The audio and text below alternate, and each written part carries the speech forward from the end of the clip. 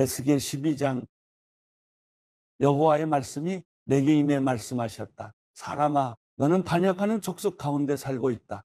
그들은 볼 눈이 있어도 보지 않고 들을 귀가 있어도 듣지 않는다. 그들은 반역하는 족속이기 때문이다. 그러므로 사람아, 너는 포로 생활에 대비해 짐을 싸서 대낮에 그들이 보는 앞에서 포로로 끌려가듯 떠나거라. 그들이 보는 앞에서 내가 있던 곳을 떠나 다른 곳으로 포로로 끌려가듯 떠나거라. 그들이 비록 반역하는 족속이라도 깨우치는지도 모른다. 너는 낮에 그들이 보는 앞에서 포로로 끌려가듯이 내 짐을 밖으로 내놓아라. 또 저녁에는 그들이 보는 앞에서 포로로 끌려가는 사람처럼 떠나거라. 너는 그들이 보는 앞에서 성벽을 뚫고 그곳을 통해서 내 짐들을 밖으로 옮겨라. 저녁 때 그들이 보는 앞에서 그 짐들을 어깨에 메고 밖으로 나가거라. 너는 내 얼굴을 가리고 땅을 보지 않도록 하여라. 내가 너를 이스라엘 족속에게 징표가 되게 했기 때문이다. 그리하여 나는 명령받은 대로 했다. 낮에는 포로로 끌려가듯 짐을 내놓고 저녁에는 손으로 벽을 뚫었다. 저녁 때는 그들이 보는 앞에서 그 짐들을 어깨에 메고 밖으로 나갔다. 아침에 여호와의 말씀이 내게 임해 말씀하셨다. 사람아, 반역하는 족속인 저 이스라엘 족속이 내게 내가 지금 무엇을 하고 있느냐 하고 묻지 않느냐? 너는 그들에게 말하여라. 주 여호와가 이렇게 말한다. 이 징조는 예루살렘의 지도자와 그곳에 있는 온 이스라엘의 집에 관한 것이다. 그들에게 말하여라. 나는 너희의 징표다. 내가 한 것처럼 그렇게 그들이 행하게 될 것이다. 그들이 포로로 끌려가게 될 것이다. 그들 가운데 있는 지도자가 저녁 때 짐을 어깨에 메고 성벽을 뚫고 그 구멍을 통과해 밖으로 나갈 것이다. 그는 자기의 얼굴을 가려서 땅을 볼 수 없을 것이다. 내가 그 위에 내 그물을 펼칠 것이고 그는 내 덫에 붙잡힐 것이다. 내가 그를 갈대아 사람들의 땅 바벨론으로 데려갈 것이다. 그러나 그는 그곳을 보지 못할 것이고 그곳에서 죽을 것이다. 그의 주위에서 그를 도우려는 모든 사람들과 그의 모든 군대들을 내가 사방으로 흩어버릴 것이다. 그리고 내가 칼을 뽑아 들고 그들을 뒤쫓을 것이다. 내가 그들을 민족들 가운데로 흩어지게 하고 그들을 여러 나라에 퍼지게 할 때 그들은 내가 여호와임을 알게 될 것이다. 그러나 내가 그들 가운데 몇 사람을 칼과 굶주림과 전염병에서 살아남게 할 것이다. 그래서 그들은 어디를 가든지 민족들 가운데서 그들의 모든 혐오스러운 일들을 이야기할 것이다. 그때 내가 여호와임을 그들이 알게 될 것이다. 여호와의 말씀이 내게 임해 말씀하셨다. 사람아, 떨면서 음식을 먹고 몸서리치고 근심하면서 물을 마셔라. 이 땅 백성들에게 말하여라. 예루살렘에 사는 사람들과 이스라엘의 땅에게 주 여호와가 이렇게 말한다. 그들이 근심하며 음식을 먹고 놀라면서 물을 마실 것이다. 그곳에 사는 모든 사람들의 폭력으로 인해서 그 땅 모든 것이 폐허가 될 것이다. 사람 사는 성읍들이 폐허가 되고 그 땅이 황폐해질 것이다. 그러면 너희는 내가 여호와임을 알게 될 것이다. 여호와의 말씀이 내게 임해 말씀하셨다. 사람아, 많은 날들이 지나가도 어느 계시도 실현되지 않는다라는 이스라엘 땅에서의 이 속담은 도대체 어떻게 된 것이냐? 그러므로 그들에게 말하여라. 주 여호와가 이렇게 말한다. 내가 이 속담을 그치게 할 것이다. 그러면 그들이 이스라엘에서 더 이상 이 속담을 인용하지 않을 것이다. 그러나 그들에게 말하여라. 모든 계시가 이루어질 날들이 가까이 다가오고 있다. 이스라엘 족속 가운데 거짓 계시나 말뿐인 점술이 더 이상 없을 것이다. 나는 여호와다. 내가 말하는 것은 무엇이든지 그대로 이루어질 것이다. 그리고 더 이상 지체되지 않고 실현될 것이다. 반역하는 족속아, 너희 생전에 내가 말하는 것을 내가 실현할 것이다. 주 여호와의 말이다. 여호와의 말씀이 내게 임해 말씀하셨다. 사람아, 이스라엘 족속이 말하기를 그가 계시하고 있는 것은 많은 날들이 지난 후에 실현될 계시고 그는 먼 미래에 관한 예언을 하고 있다라고 한다. 그러므로 그들에게 말하여라. 주 여호와가 이렇게 말한다. 내가 말하는 모든 말들이 더 이상 지체되지 않고 실현될 것이다. 주 여호와의 말이다. 요한복음 4장. 예수께서 요한보다 더 많은 사람들을 제자로 삼아 세례를 주신다는 소문이 바리새파 사람들의 귀에 들어간 것을 예수께서 하셨습니다. 사실 예수께서 직접 세례를 주신 것이 아니라 그의 제자들이 준 것이었습니다. 그래서 예수께서는 유대를 떠나 다시 갈릴리로 가셨습니다. 갈릴리로 들어가려면 사마리아 지방을 거쳐야만 했습니다. 그리하여 예수께서는 사마리아의 수가라는 마을로 들어가셨습니다. 그곳은 옛날 야곱이 자기 아들 요셉에게 준 땅과 가까웠으며 야곱의 우물이 거기에 있었습니다. 여행으로 피곤해진 예수께서는 그 우물 곁에 앉으셨습니다. 그때가 낮 12시쯤이었습니다. 한 사마리아 여인이 물을 기르러 나왔습니다. 예수께서 여인에게 말을 거셨습니다. 내게 물 좀 또 주겠느냐? 제자들은 먹을 것을 사러 마을에 들어가고 없었습니다. 사마리아 여인이 예수께 말했습니다. 당신은 유대 사람이고 저는 사마리아 여자인데 어떻게 제게 물을 달라고 하십니까? 당시 유대 사람들은 사마리아 사람과는 상대도 하지 않았기 때문입니다. 예수께서 여인에게 대답하셨습니다. 내가 하나님의 선물을 알고 또 물을 달라고 하는 사람이 누구인지 알았다면 도리어 내가 그에게 부탁했을 것이고 그가 내게 생수를 주었을 것이다. 여인이 예수께 말했습니다. 선생님, 선생님께는 두레박도 없고 이 우물은 깊은데 선생님께서는 어디에서 생수를 구한단 말입니까? 선생님이 우리 조상 야곱보다 더 크신 분이십니까? 야곱은 우리에게 이 우물을 주었고 그와 그의 아들들과 가축들도 다 여기에서 물을 마시지 않았습니까?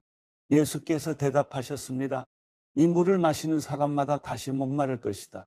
그러나 내가 주는 물을 마시는 사람은 영원히 목마르지 않을 것이다. 내가 주는 물은 그 사람 안에서 계속 솟아올라 영생에 이르게 하는 샘물이 될 것이다. 여인이 예수께 말했습니다. 선생님, 제게 그 물을 주십시오. 제가 목마르지도 않고 다시는 물 기르러 여기까지 나오지 않게 해주십시오. 예수께서 여인에게 말씀하셨습니다. 가서 내 남편을 불러오너라. 여인이 예수께 대답했습니다. 저는 남편이 없습니다. 예수께서 여인에게 말씀하셨습니다. 내가 남편이 없다고 한 말이 맞다. 실은 전에 내게 남편이 5이나 있었고 지금 함께 사는 남자도 내 남편이 아니니 내가 지금 한 말이 맞구나. 여인이 예수께 말했습니다. 선생님, 제가 보니 당신은 예언자이십니다.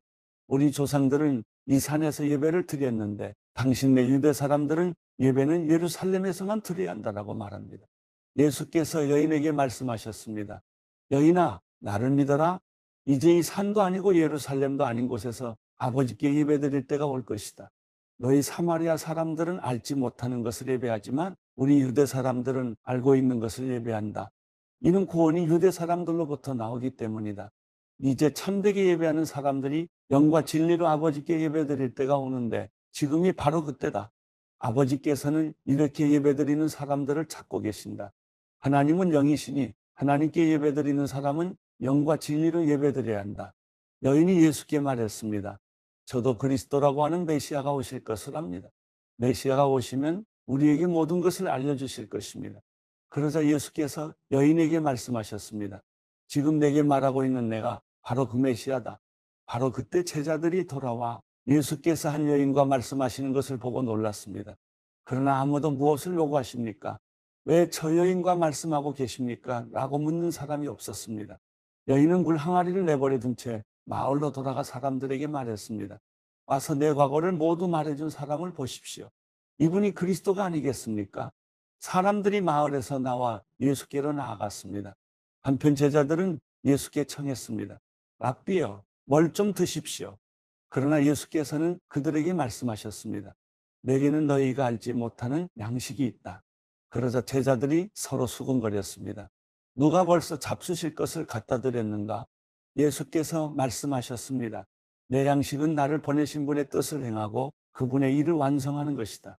너희는 넉 달이 더 지나야 추수할 때가 된다고 말하지 않느냐? 그러나 나는 너희에게 말한다. 눈을 들어 들판을 보라. 이미 곡식이 익어 추수할 때가 됐다. 추수하는 사람은 이미 삭슬 받았고 이제 영생의 곡식을 거두어들이고 있다. 그리하여 씨를 뿌린 사람과 추수하는 사람이 함께 기뻐할 것이다. 그러므로 한 사람은 심고 한 사람은 거둔다라는 말이 맞다. 나는 너희를 보내어 너희가 일하지도 않았는데 열매를 거두게 했다. 다른 사람들은 수고했고 너희는 그들이 수고한 결실을 거두게 된 것이다.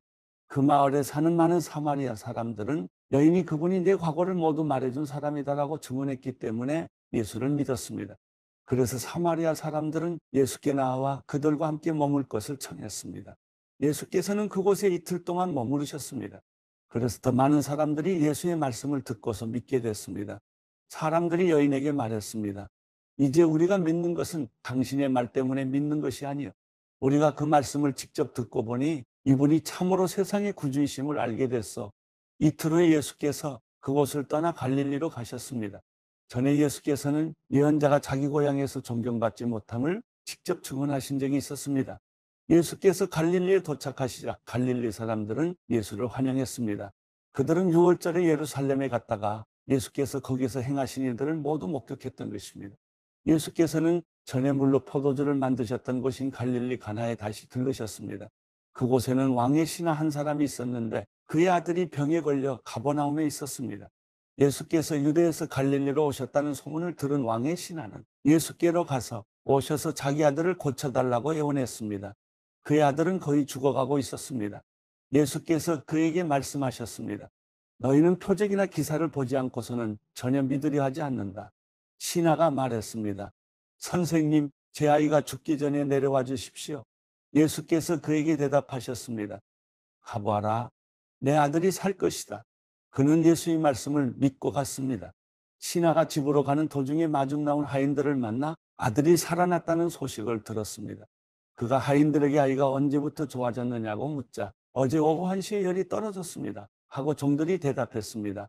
아이의 아버지는 예수께서 내 아들이 살 것이다라고 말씀하셨던 바로 그때였음을 알았습니다. 그래서 그와 그의 온 집안이 예수를 믿게 됐습니다. 이것은 예수께서 유대에서 갈릴리로 돌아오신 후에 행하신 두 번째 표적이었습니다.